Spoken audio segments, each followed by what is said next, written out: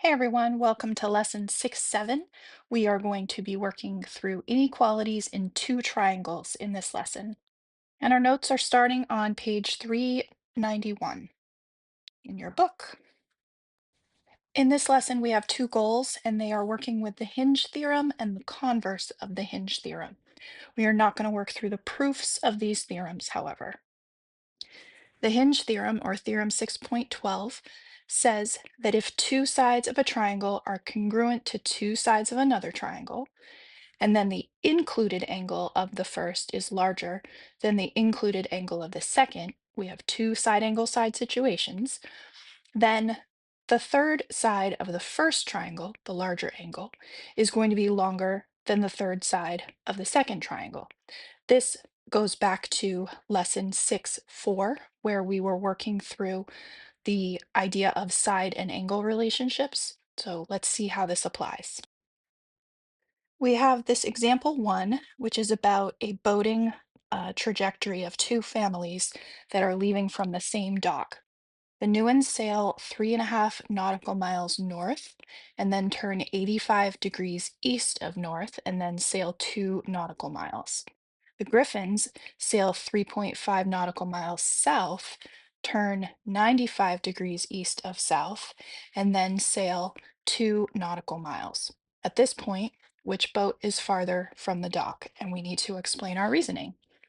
So the hardest thing about these examples is going to be trying to come up with a diagram for it, but let's see what we can do. So in the picture here we have of Sandy Harbor, we are looking at the point of origin of both of these families from the boat dock is considered as point L on this diagram. So honestly, I find the labeling of this diagram to be a little confusing. The N and G stand for where the Newens and the Griffins ended up. But since we're talking about points of a compass, I don't want you to get confused that N is also north. It's not, okay? So I think it might be helpful to just think about, I'm going to draw right on top of the diagram here, that this line starts as dotted up here, but coming through point L like so. This is north and south as far as the points of a compass go, okay? So keep that in mind, and let's kind of talk through this word problem from the previous page again and look at our diagram. So we are starting at the dock, the Newens, and sailing 3.5 nautical miles right along this north trajectory. Then they're going to turn 85 degrees east of north, right? So north, south, east is over here, west is over here. So I'm turning towards the east from north, and that's what I have here, 85 degrees. So hopefully it makes sense that on the other side of 85, we would have the complement to that, or sorry, the supplement to that, which is 95 degrees. Then we're going to trace the Griffin's path from the dock. They said we're going 3.5 miles south, and then we come to a turning point, and they are sailing 95 degrees east of south, again, turning to the east this direction from south. So this outer angle is 95 degrees, which of course gives the supplement to that to be 85 degrees inside here. And so the question is, which family or boat is farther from the dock at the end of those distances. Now, those are the same distances, the black lines, 3.5 plus 2 miles in each direction. But the question is, which distance is longer going straight back to the dock, right here or here? And this is the hinge theorem in action, okay? Since each family is sailing 3.5 nautical miles, and then turning and sailing another 2 nautical miles. And then we have those inside angles of the triangle to be 95 degrees for the Newens trajectory and 85 degrees for the Griffins. Then, with the hinge theorem, because 95 degrees is greater than 85 degrees, that means that the line NL, or the length of NL, is greater than GL by the hinge theorem. And so the new ones are farther from the boat launch. Hopefully that makes sense if you think about the opening of that triangle at 95 degrees is across from a segment longer than the same opening of that triangle across from an 85-degree angle. Same distances for the including sides, but larger angle for the new ones.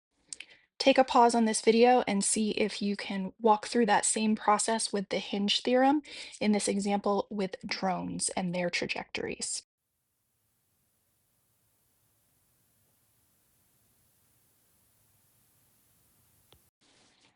So now, as with most of our concepts in geometry, we're going to reverse the direction of the logic. And this time we're going to be talking about the converse of the hinge theorem that says, if I know that two sides of a triangle are congruent to two sides of another triangle, and then the third side of the first triangle is longer than the third side of the second triangle, then that must mean that the included angle measure of the first triangle is greater than the included angle measure of the second triangle. So we're going to use this hinge theorem here, or the converse of the hinge theorem, in this example with some algebraic relationships. It says find the range of possible values for x.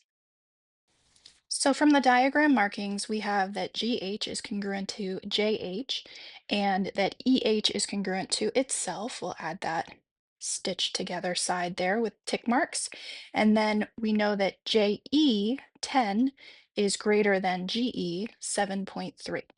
So the converse of the hinge theorem says that the longer side is opposite the larger angle.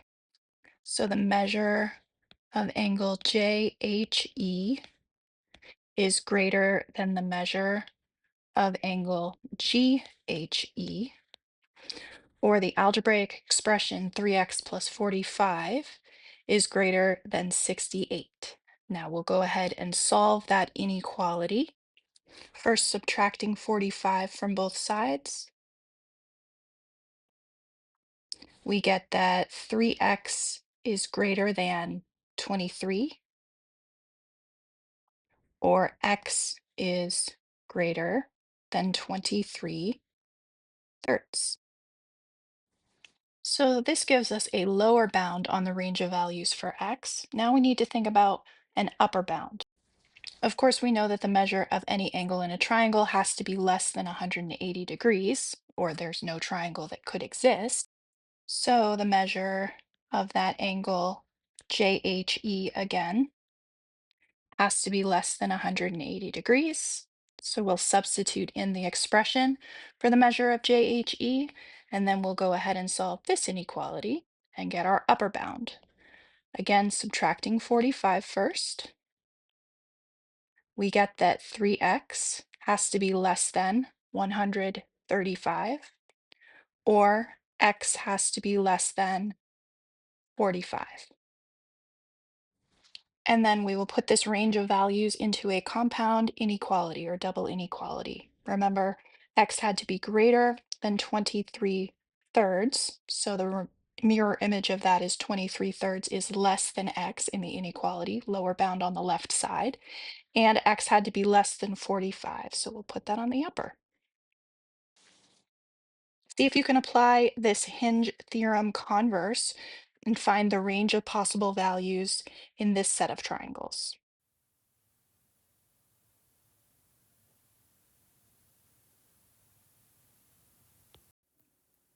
Okay, everyone, this is the part of the video where you really want to check back on the answers to those checks that were assigned to you as you were watching.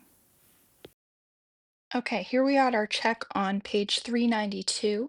And remember, in these diagram creations, we want to find some line that runs along a straight line on our compass. In this case, as we read through this word problem, we see that both Esperanza and Landon are flying first east before they turn. So when we think about, of course, our compass, north, south, east, and west, it would make sense to start our diagram off with an east-west sort of line. Okay, so we're going to fly from our park here. We'll put the park at the end, and we're going to head east 440 feet. First, Esperanza turns 122 degrees to the south while she's going east. So here we are this way, and south from this point is down. So we're going to take this straight line and come back towards the south, and we're going to reverse our course 122 degrees. So this means I'm heading this direction for Esperanza here, and that is 300 feet in this direction. And let's go ahead and put that angle on. I'm going to do it in a different color. This is 122 degrees. Okay, then our Landon flies that same 440 feet, but turns 140 degrees north of east. Here's east again. So we're turning north toward the north side of the compass, 140 degrees. And so we're turning like so. And here's Landon. And let's put in the angle. So 140 degrees over here. So it's important to know that, of course, we need to find the supplement of each of those angles. We've got 40 degrees here, and we've got 58 degrees here. And I forgot to put that distance on that Landon flew, but of course it's the same distance, just at a slightly different angle. So the question is, who is closer to the original park position? Esperanza or Landon? And remember, closer would mean the smaller angle because that would be a shorter distance.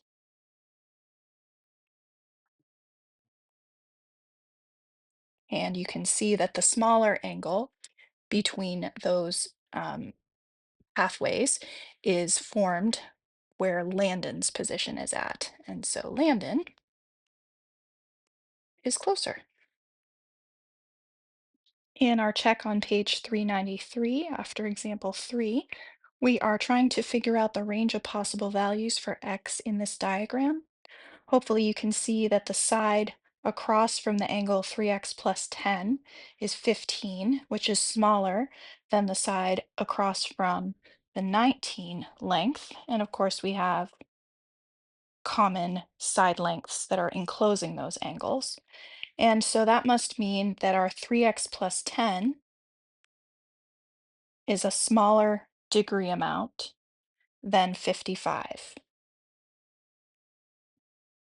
If we solve that inequality,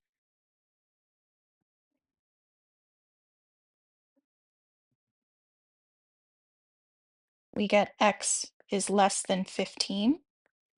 Now this is a ceiling number, so we need a floor value. And so we know, of course, that any angle has to be greater than 0 degrees. And so we have 3x is greater than negative 10, or x is greater than negative 10 thirds. And as we write that as a compound inequality, we're going to take our x, and on the low end, it had to be greater than negative 10 thirds.